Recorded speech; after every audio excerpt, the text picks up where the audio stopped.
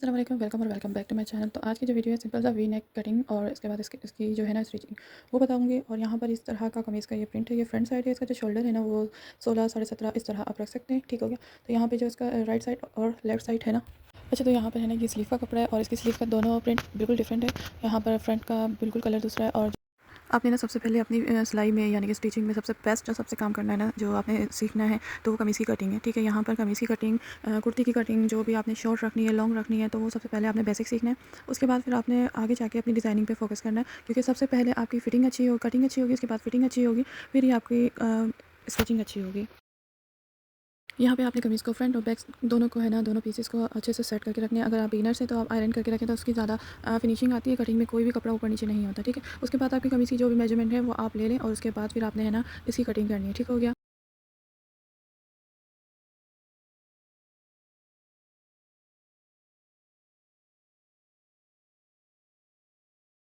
अच्छा तो यहाँ पर है ना, मैंने जो शोल्डर का जो साइज़ था ना वो लेकर उसके साथ मेजरमेंट करके, और जो शोल्डर की लेंथ आती है ना जो इस तरह से आती है, तो अक्सर यहाँ पर 1 इंच जो नॉर्मली जो होती है वो 1 इंच ज़्यादा करते हैं, ठीक है, प्लस करते हैं। लेकिन मैं जो करती हूँ वो 1 से 2 इंच करती हूँ, क्योंकि यहाँ पर जो कुर्ती होती है, जिस तरह से हमारे यहाँ ब्रांड की कुर्तियाँ मिलती है, वहाँ पर सारा लूज़ शोल्डर और लूज़ स्लीव, आर्म होल, ये सारा लूज़ ही होता है। तो आप इस तरह कॉटन के सूट या समर के सूट में इस तरह से यहाँ पर अगर आपने 1 से 1.5 से 2 इंच अगर आपने लूज़ भी रखा ना, तो आपकी फिनिशिंग भी बहुत अच्छी होती है कटिंग में, और इसके बाद स्टिचिंग में भी आपकी कुर्ती बहुत अच्छी लगती है, ठीक हो गया।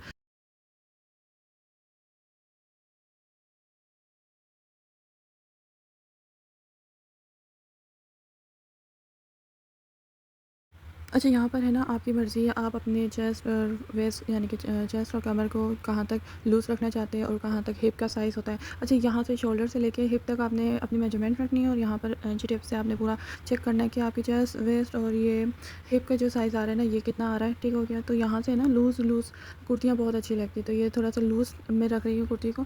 थोड़ा सा फिटिंग है, थोड़ी सी लूज़ है, लेकिन आगे जाके ये थोड़ा लूज़ में आ जाएगी, ठीक है।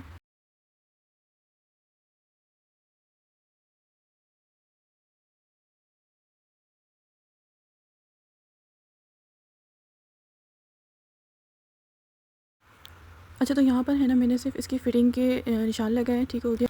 अच्छा तो यहाँ पर जितना आपका हिप का साइज़ आ रहा है उससे आपने हाफ़ इंच बढ़ा देना है, क्योंकि हिप्स का जो साइज़ है वो थोड़ा-सा लूज़ ही होता है। तो मैंने सेम उसमें सिर्फ़ हाफ़ इंच बढ़ाकर, मेरा आ रहा था 13.5 इंच, तो मैंने 13 से थोड़ा-सा हाफ़ करके आप 5 ऊपर कर सकते हैं। नहीं तो मेरा हिप का जो साइज़ आ रहा था इस कमीज़ का वो 13 आ रहा था, और सिर्फ़ मैंने उसके अंदर 5/8 ज़्यादा करके ना थोड़ा-सा दामन का उसका निशान लगा दिया, ठीक हो। अच्छा साथ ही साथ है ना, इस तरह से कटिंग का निशान भी लगाना है, ठीक है। सबसे पहले आपने फिटिंग की मेजरमेंट करके अपनी फिटिंग की सारी इसमें आपने सारा निशान लगाना है, उसके बाद आपने सारी कटिंग की निशान लगाना है, ठीक है। यहाँ पर अब मैं जो कर रही हूँ वो एक्स्ट्रा 2-2 इंच, या आपके पास जितना फैब्रिक रखना चाहते हैं आप रखें। मैं तो 1.5 से 2 इंच या इस तरह से फैब्रिक रखती हूँ जो एक्स्ट्रा होता है। अगर आपने अपनी शर्ट को लूज़ करना है तो उस हिसाब से आपके पास एक्स्ट्रा होना चाहिए कपड़ा। अच्छा तो यहाँ से है ना, जो फैब्रिक आपका एक्स्ट्रा है सबसे पहले मैंने उसकी कटिंग की है, ठीक हो गया। जो है नीचे से सबसे पहले किया, उसके बाद शोल्डर से इस तरह से कटिंग किया। आपका फैब्रिक बिल्कुल भी हिलना नहीं चाहिए, अपनी जगह पर रहे, और इस तरह से शोल्डर की कटिंग करके फिर आपने अपने इस तरह से।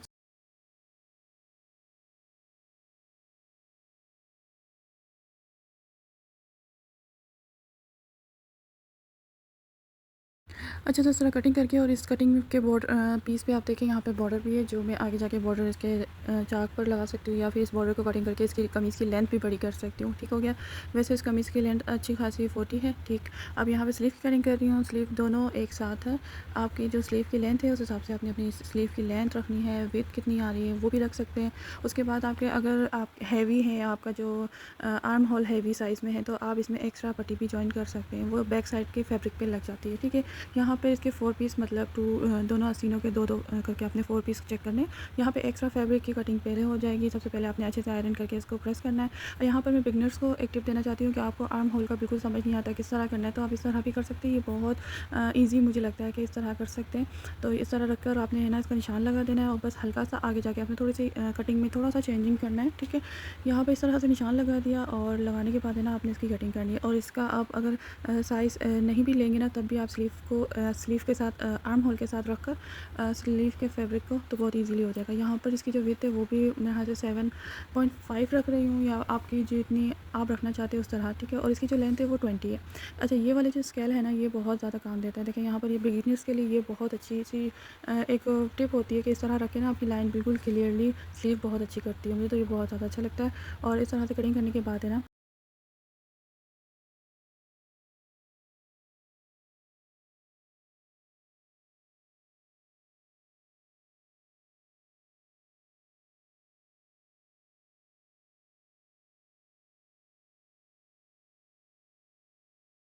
अच्छा, तो मैं यहाँ पे बगैर रफ़ के स्लीव कटिंग करती हूँ, तो मेरी आदत हो गई है स्लीव कटिंग करने की, तो बहुत सिंपल इस तरह से ना मैं कटिंग कर लेती हूँ, ठीक है।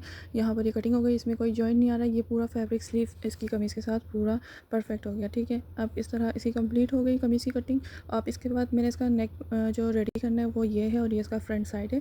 फ्रंट साइड में ये दोनों वन साइड ब्राउन है, वन साइड रेड है, तो ये दोनों हाफ हाफ डिफरेंट है, ठीक है। तो यहाँ पर जो भी आपका साइज़ होता है शोल्डर का, उस हिसाब से आपने रखना है। तो यहाँ पर मेरे जो शोल्डर का साइज़ है वो 17 आ रहा है।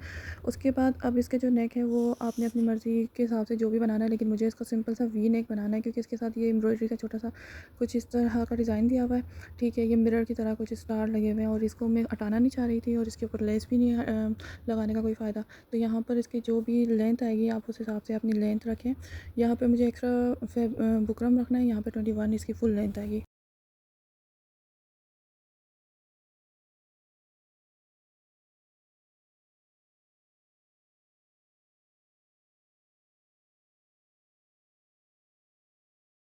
अच्छा, तो यहाँ पर एक छोटी-सी टिप है जो बिगिनर्स के लिए है, जो मेरे चैनल पे अभी न्यू आए हैं, जिन्हें स्टिचिंग सीखनी है और उन्हें समझ नहीं आता कि वो बुकरम के नेक वगैरह किस तरह से कटिंग करें। तो बहुत सिंपल है। पहले आपने अच्छा खासा बड़ा-सा पेपर लेना है, रफ़ पेपर, व्हाइट पेपर ले लें, कोई भी कलर का पेपर ले लें, ठीक है। उसके बाद आपने उस पर अच्छे से अपने नेक के जो भी आपका साइज़ है कमीज़ का, स्मॉल, मीडियम, लार्ज, एक्सेल, जितने आपके शोल्डर ज़्यादा हेवी होंगे उसके अलग-अलग आपके नेक के डिज़ाइन होते हैं। और उसके अगर आपके एक्सेल साइज़ है तो आप इसमें स्मॉल साइज़ का तो आप नेक नहीं रख सकते ना, तो सबके साइज़ अलग-अलग डिफरेंट होते हैं। इस वजह से आपको अलग-अलग जो भी अपनी शर्ट है, कुर्ती है, जो भी साइज़ है, पहले आप उसका मेजरमेंट लेकर और फिर आप उसके पेपर पे कटिंग करें। और उसके बाद आपकी जब कटिंग बिल्कुल अच्छी से बेस्ट हो जाए ना, फिर उसके बाद आपने है ना ये बुकरम पे अपना क्या कहते हैं कटिंग करनी है नेक के कपड़ों की, जो कमीज़ की है, कुर्ती की। तो यहाँ पर मैंने भी इसी तरह किया था, पेपर पे कटिंग कर के मैंने, जब मैं बिगिनर से तब भी मैंने यही किया था, पेपर पे कटिंग कर के। उसके बाद जब मेरा हाथ बिल्कुल क्लीन हो गया था कि सारा बुकरम पे मैं कर सकती हूँ, तो फिर मैंने बुकरम पे करना स्टार्ट कर दिया। उसके बाद फिर अभी तक बुकरम पे मतलब फिनिशिंग से हो जाता है, बुकरम भी आपका वेस्ट नहीं जाता, और इसी तरह से ना आप सीख भी जाते हैं, ठीक हो गया।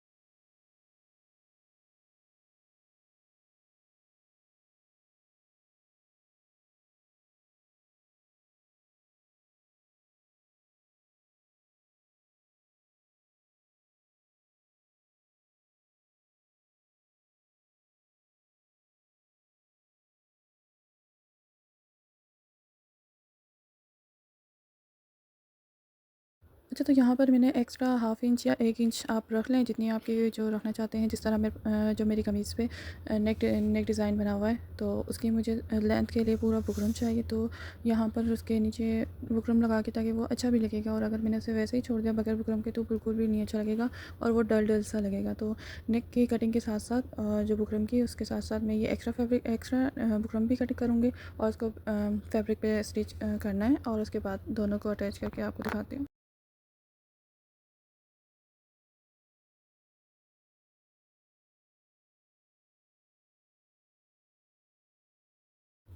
अच्छा, तो एक होता है वी बिल्कुल नेक, ठीक है। और मुझे वी नहीं चाहिए था, तो मुझे इस तरह से वी थोड़ा-सा बैठा हुआ सा, मतलब इस तरह से लाइटिंग वाला वी चाहिए था। तो इसका स्केल से मैंने ये इस तरह से ना लाइनिंग करके बहुत अच्छे से बन गया।